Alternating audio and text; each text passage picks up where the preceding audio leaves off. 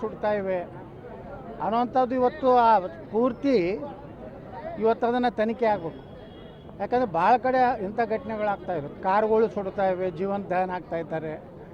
ಇವತ್ತು ಬಸ್ಸುಗಳು ಜೀವಂತ ದಹನ ಆಗ್ತಾಯಿದ್ದಾರೆ. ಅನೇಕ ಕಡೆ ಇಂಥ ಏನು ಘಟನೆಗಳು ನಡೀತಾ ಇದ್ದಾವೆ. ಇದರ ಮೇಲೆ ಸಾರಿಗೆ ಇಲಾಖೆದವರು ಎಲ್ಲ ವಾಹನಗಳನ್ನು ಪರೀಕ್ಷೆ ಮಾಡಿ ಅಲ್ಲಿ ಏನು ಮ್ಯಾನುಫ್ಯಾಕ್ಚರ್ ಡಿಫೆಕ್ಟ್ ಇದೆ, ಏನು ಯಾವ ತಂತ್ರಜ್ಞಾನದಿಂದ ವಿಫಲ ಆಗಿ ಬೆಂಕಿ ಹತ್ತುವಂಥ ಕಾರಣಗಳೇನಿವೆ ಅದನ್ನು ತನಿಖೆ ಮಾಡಿ ಅದನ್ನು ಸೂಕ್ತವಾಗಿ ಮುಂಜಾಗ್ರತಾ ಕ್ರಮ ಏನಂತ ತೆಗೆದುಕೊಳ್ಬೇಕು ಮತ್ತು ಯಾವ ಇನ್ನೂ ಡೇಂಜರ್ ಇದರಲ್ಲಿದೆ ಅಂಥ ಬಸ್ಸುಗಳ ಒಂದು ಲೈಸೆನ್ಸನ್ನು ರದ್ದು ಮಾಡಬೇಕು.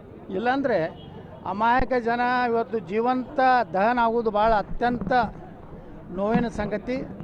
ನಾ ಕೇಂದ್ರ ಸರ್ಕಾರಕ್ಕೂ ನಿತಿನ್ ಗಡ್ಕರಿಯವ್ರಿಗೂ ಒತ್ತಾಯ ಮಾಡ್ತೀನಿ, ಯಾವ ಇದರ ಫಾಲ್ಟದಿಂದ ಇದು ಆಗ್ತಾಯಿದೆ ಅನ್ನೋಂಥದ್ದು ಒಂದು ಏನು ತಂತ್ರಜ್ಞಾನರು ಅದಾರ ಅವರೊಂದು ಕಮಿಟಿ ಮಾಡಿದ್ದನ್ನು ಎಲ್ಲ ಕಡೆ ಇಡೀ ಆಟೋಮೊಬೈಲ್ ಇದರಲ್ಲಿ ಯಾವುದು ಕಾರಣದಿಂದ ಆಗ್ತಾಯಿದೆ ಅನ್ನೋಂಥದ್ದು ತನಿಖೆ ಆಗದೇ ಇದ್ದರೆ ಇಂಥ ಅಮಾಯಕ ಜನ ಪಾಪ ಜೀವಂತ ದಹನ ಆಗೋದೊಂದು ಭಾಳ ಕೆಟ್ಟ ಒಂದು ಪರಿಸ್ಥಿತಿ. ಅದಕ್ಕೆ ನಾನು ಸಾಂತ್ವನೂ ಹೇಳ್ತೀನಿ, ಆ ಕುಟುಂಬಗಳಿಗೆ ಧೈರ್ಯ ಕೊಡುವಂಥ ಶಕ್ತಿ ಕೊಡಲಿ.